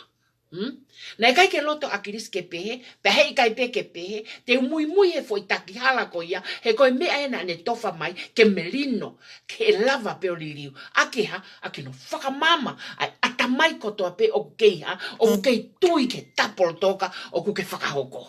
Ka pau e tuku ho tapol toka, mo o confuse, ai kakai ka ke hao, ke ta teke waka ke mahino, ke kakai o kuiai system criminal, agent, o ka agent beneficiary, pa o kuiai ha, the rest of us are all victims. Ko ene mahino, ai foi mea ko ia ke kakai fonua, ko ene moefe ia aya, ai corruption ko toa pe fonua, he koe mawhaia o kua, ma alunga taha koe ha, mawhai kakai. Sai. Ko kumele ne whai koe. Ko kusio e ngai instrument ko toa be uha, o whai longoa. Ulaki koe ha, power. Longoa e power. Ai hau mea lawa whai ki ai. He koe ke uwhiri whare alea, o koe ka no perea, o koe ka owe whina o tui. Pa koe kai ke uwa haf ke tui. No e foi mea koe agatea. The power. Koe hoko koe, economic. The economic of the country. Sai. Ko sio ke economic a fonua. Lahi, engahi economic a koe fonua. Pa sio ke paanga koe patseti ai ko tana ki ko na tala ko fai kai a, o na ko fai ko patseti no develop ko fale pa fale alea. Ko sio ke foi paanga patseti. O ka ke fa fale alea. Pa ke hau kaunga ki ai. Fale alea te na approve silingo ya. Ko ka hau kaunga ki ai. Te sio ke ngai development ko me murini ngai tona ko me murini at ko ke fonua ke fare ko fonua ko be ke hau ka nga moya ki ai e ko sa ngai tuia ai ne ka ambassador ai komisiona e ngai fonua pa ko ate ngai tokoni fo wi ai ai na ak oslea aki na no fore vasio o ku ai foi mau anga pa anga ta ko ya foi mau anga pa anga ta ko li pa anga ai tonga ko toa pe o kui muri ki tonga pa ko foi pa anga ko ya o ku over e teo ke tolungea miliona e tau ki he tau peha ta ke ti ia ko foi pa anga ya teuha ko foi pa anga ya teuha ngaliliu ake corruption kato ko fonua pa ko sa ia ke fanongo mai aki na tol ko to pena na tro lao corruption ko fonua te hanga vangi ai foi mea ko ia aki ai foi planning au ko ni pa te wavangi he ka ke tava ko me ko visone ko me ko implement o visone ko me ko new ideas ko me ia o ko ha ko nga we o ideas na wat ke te ko Pete wawangi fe ia me aya ako. That's my intellectual property. Ko confidentiality o fo implement ko ya o ma be utope o ku totape. Neongo wa ngai project lai au pito ngai project o fa ko ngo e la langa ko just funny ko kato ngai me kato ko ya ko e ku tesi e au e kusio ke he ni mafoaki ai tonga ko toa pe murini ke confident te lava oha o fai fo ingawe ko and I am 100% confident now I can break through e fo pala ako ya but te lava o break through ai misiteri katoa ya katoa ta utu mai hena ai fo me akato ko ya taimini wa mo sio ke launga o launga ho mai be metafaki o tangata ko ya launga ngai lai se ni mo ha mo talu e tu ma tonga ngo I'm doing it as an experiment kia ke mea konu amana ke whakahoko. Pe te lava o tāna ki katoa e paanga katoa ko ia ke nofo katoa ia e masiva pe ke hoko ko tipure anga o masiva ke ne whakalere to kanga e kina better life ai ta e potential ko ke lava kumene mo ui I tonga. He koe system criminal, agent, beneficiaries agent, and the rest of us are all victims. And the rest of us are all victims. Then now benefiti katoa mea, me paanga, ai kau he mai koe, me he system criminal o mao e na mo ui. O ku lava e kakai ko ia breakthrough I he system ko a criminal o hao o mao e ne mo ui. Te toi return pepe ai foi current o foi pel tatau ke ne hanga ha. Make it as a you pe fai pa te tala no ke confident o mea katau ko ia ke iloe. Ko you, o foki. A foi current e kumu mo ui na mau hauai. A diaspora tonga kotoa pe o kua. Turn around and make a you back home. O develop her, pick up her. Pick up a better life me fonua muri o hau ke avet oha. Fuaki ke masiva. Tō ke olunga. Hameo ke nofo whare tapolenia. Tō ke olunga kau he tue. A ko I angene scholarship. Whatau e whala mo tua laranga koe. Whatau e ngoue mo tua ngoue koe. Whatau e tautai mo tua koe mo. Tō ke olunga. Me mo incapable. Mo wo he kua maa. Hono hanga he diaspora kotoa pe na e hao o kumo ui o now U-turn o come back. Pa koe come back ko ia ai tolungea miliona. 1 year.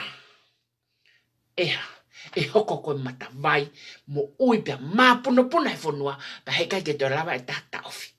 Pa leonga o kei whai hono whawae. Ka ko sune ka matakeha. Teke atu. A foi diaspora tonga I muririn kea. Ke ne akahe fu matapā ke awa. Pa e awa. He kai tai awa ia. He gosia. Gosia vai tai mini. Ko alert. Ai pure anga Amerika ia. O kuia I uta me akai o mai mei tonga. Te eki ai anga taha. Ke lava he pure anga entire life e mo ui. O whakatu uta container. Every month. New Zealand, Australia, America. Every month. Ka lunga mo project go ni ke ne whakako. Every month. Ko alert a Amerikane. Apoin meni pa pe mai se anaka te au. Do you think that ko eke mai ka te au pe ko whakakau e heke hoko mea ka tau ko ni ko globalize. Pautang, hey Ilo, I don't know. I will tell you when it happened.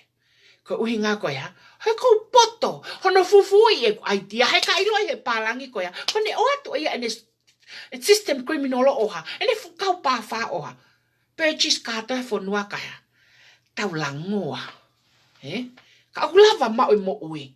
Lava pe ia mau mo ui. Ihe ha. Ihe ni mangawe o nau tolgo ta penaya. Na escape me system criminal o nau lava oha. O mau e na potential skills I murini mo ngai whanua muri. Turn around for you goya. The current is what? Flipping back to the island right now. Tangi ngai family he ala ke tol mano. Ala ke ua mano. E na ngowe immediately right there in front of their face. Kone hoko atuia. Pe kai to lava taofi. Kamata ke whai ngai. Whamaketi. E whakaawa whare koloa. Ko market I loto America, San Francisco. Va veni mai. Pake toki sio lewa koe na ke whai launga koe niki ai. I wish I will see you hestoa one day. Peko hao whanau. One day. Ko tui o ku mahino a e. Foi konga ko ia. Ko hai o ku ne nimasi ai visone. Ko hai o ku ne nimasi ai visone. O ku nimasi pe ia e ki nau tolu o ku nau capable hono whai e fo I ngā ue ko ia. Pea kou loto ke lau atu a conclusion o fo proclaim hai poni ke mō mao. Pa ko foi pokalama ko he poni ko no conclusion ene upe. The mantle of leadership is passing to the person who know how to implement a vision. The mantle of leadership is passing to the person who know how to implement the vision. It's not to the family members, it's not to the children, it's not to anybody else, but to the person who know how to implement the vision. Pea koe visone koe ha, koe visone koe democracy to the people of Tonga. Democracy to the people of Tonga. Pake tuat ke hanga laungai. Ai ngawe, ai kakai o nau push, ai democracy kia, ke fonua o te eki ke kakato, ai democracy ki ai. Remember he poni, ko mental or leadership, it's only passing to those who knows how to implement the vision.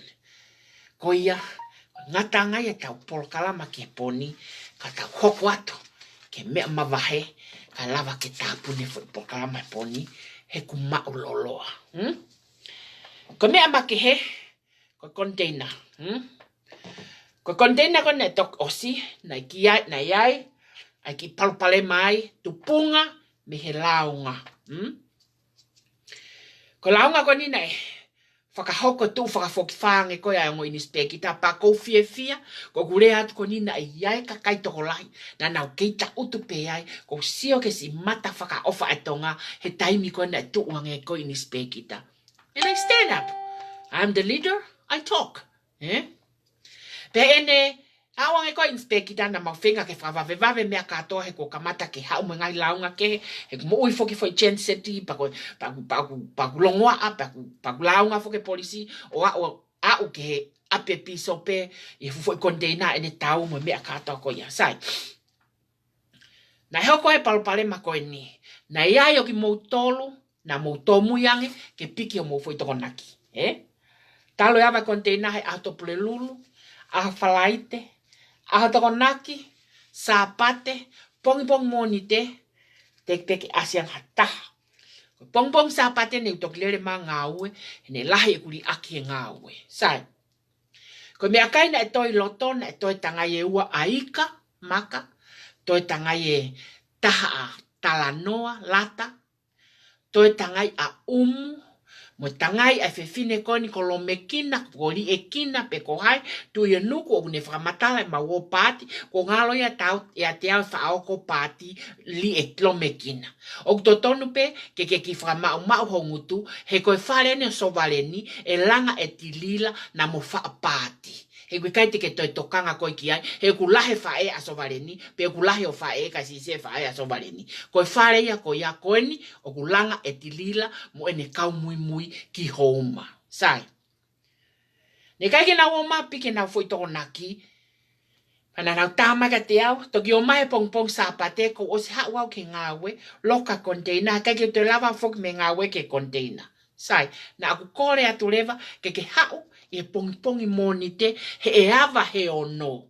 He e ava he ono ke ha, ke whakaheka mea teksisi, na e hawa soeli whakahua, puna mai mone whanau mi teksisi o ave na uta. Ni maa whanima ko osi e fu container, ono ko tawanga soeli mone whanau, o mau whakaheka, ai uta ko ki teksisi. Kai peke usiwanga hataha, o toi asiang. Sai. Kai aha monite eni, o ku pike foi container e he lori ke whakafoki i he tahaua. Na u taholo ke mau hataha, ka mau lewa a oto whaasolo, pa na ko oto ko tunga aneia. Mau lewa oto pa korean oto. O whamai, le mai haia ha iu holo, pa ke hau he iu holo piki katoa, mea kai katoa kokutoa koe container, he koe mostly, koe mea kai, ai kakai o mai mei tonga kia te au, ke uhanga o tokonianga te ki nau tolu he tufa ko nau ngai family. Sai. Pe haulewa oto haia iu holo, haulewa oto haia iu holo, haulewa oto o mai moe miko, ko fui ngawe ko ato hoia, mahana me ofi pa anga whangeau, o mai moe miko na o maria whakaheka. Ko tāketi ki awo whao ki a frozen warehouse ka lava ke muto ke o mapi ke o mo foi mea kai he ko tanga ye nima alo mekina ko tanga ye tua manioke tanga ye taha kumala tanga ye taha talo mo tanga ye taha laipere ko ika ko tanga ye talo ko lata ko kumala mo takaya oto kage ne mau e oto hato e frozen warehouse Pakoi uinga na tutune polisi ke piso pe ke ne tamate e foi aisi he posa pate. Ai pa na tamate leva aisi he posa pate o lere ai o au ke pongpong monde ni kai pe ke to ya mo uia. Tama oto ka te au tamai ka te au tilila. I think ko mea kai o wikai in good condition ya ke to sell ko uinga sio ke rau ngai na fai ku fatamaki pa ta to lau ngai ta tolu ke ko mea kai. Neo ko ya o sto oto utanga ilahi apito mahalo ko tanga to taha na sto ka to fa fine for marketing ko toe ai ki mea ko e kakai pa ko mea leva ko ya na fai no hanga oto o ave o fa auha ai mea ka to ko ya ku kai ke to lelei ke to ave ka tek motor ko tala no mo oni eni o ko at ka tek motor ka neo ngo ya o glolo tonga te foi container ke heka o kui loto katoa hono hanga e patoa replace ai mea katoa pe neongo ko stala no kaika tala mai ika ka te atirila o ma upe talo hen ta wo pe mai talo hen o kai tau kai ko fe e kat pe ko hela kai nga no o mai ka ko itala au pita ka ula nga tirila ko ka pe he ki alata fie mari pe alata ya fie mari pe mo umuia tu ku kehe ai ki fe fine ko ne taha ko ni mo no ngutu pana kuseni ai fahinga tohi ko na fai ko na ko Facebook ke fefine pena oiwa we fra pomo ko le famole ka teo na tali ke osi a foi por kalama ko ni ka upload ene foi ko le famole ma ka teo ta pau ke si o me ke por kalama ko ni ko ne tota container ni ko ta ka ko ke ka ave a replacement ho me a ko na ka ke to lele ke ave ka te ko tu mana mangmolu hange ko fatatau ke lau ka oto sai ko me aia o fe kau aki mo foi container pe mo oni o me ako na hoko na kai ke hata hai alo kai ha fu lai pele ko lai pele fo woni o toke o mai kai ke hata hai alo ai ha me ko vi ki ai kai ka ko uhinga ko ha ko launga ko na fa ko na tupunga no fa va ve ai me ka to pe ka lava ke to o fe container me apsiasi he ko uhinga ko launga o fai fe fa tau aki he loto apsiasi heloi mata ki kila ko aloi ko hu fanga fa tapu pa ko sai ha ko por kalama ko ni o mamata mai ka utake pule anga por kalama ko ni o ko iloi he po os e viu ko aki na tol ko topi o viu ke foi por kalama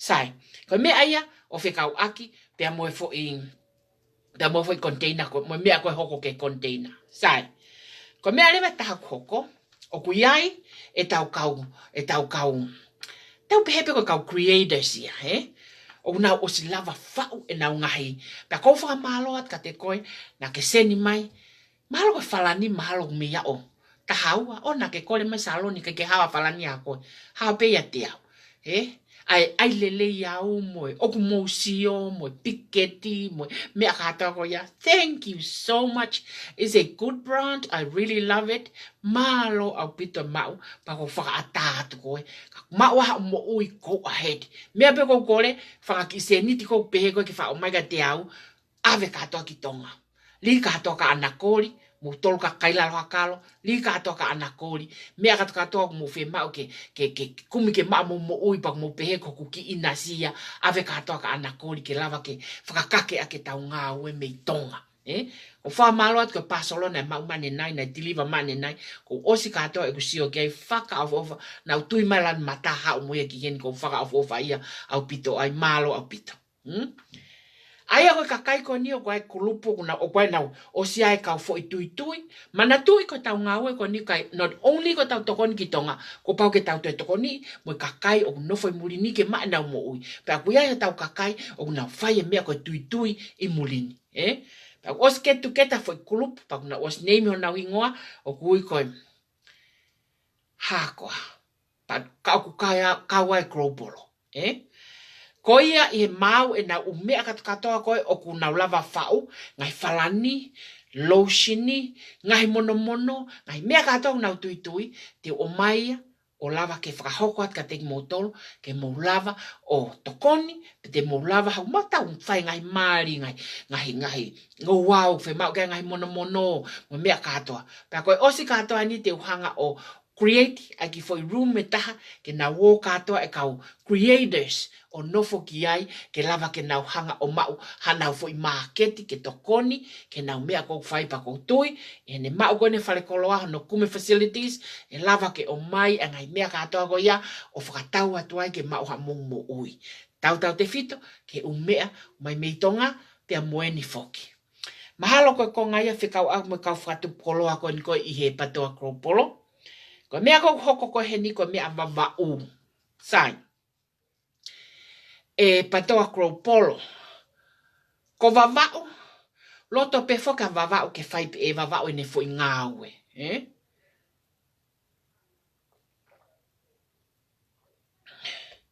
O waipe palani ngāwe a vavau ke whai ngā whare o whie mau e he whakafofonga tonga taputahanima, e whakafofonga tonga taputahano, e whakafofonga tonga taputahafa ke o nau ngahe whonua. Ko o kutala noa koe ni, ko langa whare o whie maa e saloni. Ka ko langa whare o toka ngai saloni. Ka te utala noa ke whakaluku fua ke mahino, ke kakai katoa pe, o whie mau a tokoni ki vavau ke kamata o foi project koe ni. Ko malo ko tau lava o whai ai kume kasa aha pai. Ko toka ngai ki vavau mo ne foi project ki. Sai. O wai polo kalama langa whare na e whakotu o gui ko 17 new homes, ko takitaha ai foi whakafofonga ko toa pe, ai foi whare i hono vāhenga. Sai. Ko e kukole atu, ke teki moutolo ko toa pe koe o i main page, ko ne osi pe koe ni pe mo tohi mai ka te au, ke u ave moutolo ke saloni, he oku fie mao ke tau tokoni, ki he foi project ka mata a vavau. Aia koe foi whakafofonga kato katoa a vavau, o kune fie mao a ene valuafe tokoni ki ene ngā ue koko amanaki whakahoko. Valuafe tonga ene. Valuafe tonga ene. Sai. O kutoe fie mao, o ka pauleva o ku whakakaukau a salon, o whakaukau vavau ke kehe na foi palani ngā ue, pa ko utui saloni mo o timi langa whare, o ku totonu pe whakapoto ke whakafolau a takitahamano wafe kotoa pe ai foi whare ke takitaha whakafofonga. Ave pe tahamano wafe a tom whapaya ka tom wha, ave pe tahamano wafe a seri ke a seri, ave pe tahamano wafe a saia ke a saia, ka nau toki hanga e nau tolo whakalerei, ai foi palani whare ko u nau fie mau, ko lava ho tau whatongia o tau tolu ia. Sai. Ko valu afe ko fie mau me takta whafofonga tonga ke nau ngāwe, o fie mau he koe foi whafofonga ko toa pe o whakakaukau ia, ke nau hanga o whai nau ngai foi development o nau takta wahenga, pa koe tau te fito eni ke nau ha ngai whare la langa. O fie mau ke ai nau ngai whare la langa ho nau ngai wahe whonua. Koe whare la langa koe o whare la langa koe o whekoa koe o whekoa a whonua ko lau. O lei mātua tala mai ko uha pe tutulu. O whe mau e seri ke whai whawawewave hanga aue ki ai ke replace ai whare la langa o mea, o lei mātua.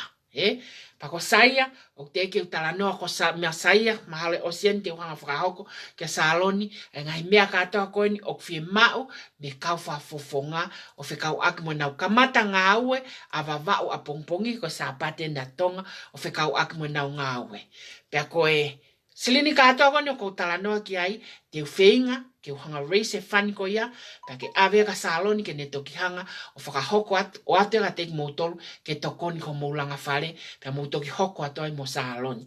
Te whai, ai ngā aue koe ni he wawe taha, ke lava ke o atu, a silini ngā aue koe ni ko mounima, ke whahoko atu aki, ho moulanga, ho moungai, wahenga tau te fito, ke give a better life, ke kaumasiva. Moi pua. Ko tui, ko ngata anga ia foi por kalama ko he poni, o ko whakatawang e pēna mo mau, ha mea i he foi por kalama he poni, ta ke lava ke mohanga o iloi ai mga himea ko toa peo koko, whikau aku mo tau ngai talanoa whakapolitikare, ta ke mamangia mo atamai o whikau aku ngai talanoa o whakahoko, pa ko tui, ko ngai mea katoa whikau aku mo foi mea kai, o mai hono replacement ni, i he container ko ni, I will contact you guys, he ko mau pe, aho mo telefoni ia te au, o mo pick up a replacement, ho mo foi toko na ki koau nau halau. Nau kai ki hau foi mea kai a kuia. Alu pea entia mo fu vlori manioke, kai na hawahe na mo salon, kai ke te aise aku si foi manioke ia ak. Hala au pitai foi container ko ni, ke hau foi mea kai pea te ufakatau. Hala tata. But anyway, ko whamalo at ka tek motol ko toa pe whai tau ngā we. Whamalo at ke kakai kat katoa pe na muto kone foi container ko ni. Ko whamalo at ka tek motol. Pa kai pe ke tuku ai ni hao. A container ku hao hoko pe au kai pe ke toi tuku ya. Ka ko ofat ka tek motol. Moto e mea mai pe hui ka hao he programa te tau pe. Lama ke wate special hato ka ke tau inasi ai. I he time te tau pe hongo fulu. E toko na ke hui ka hao. Ko ofat and good night everyone. Good night.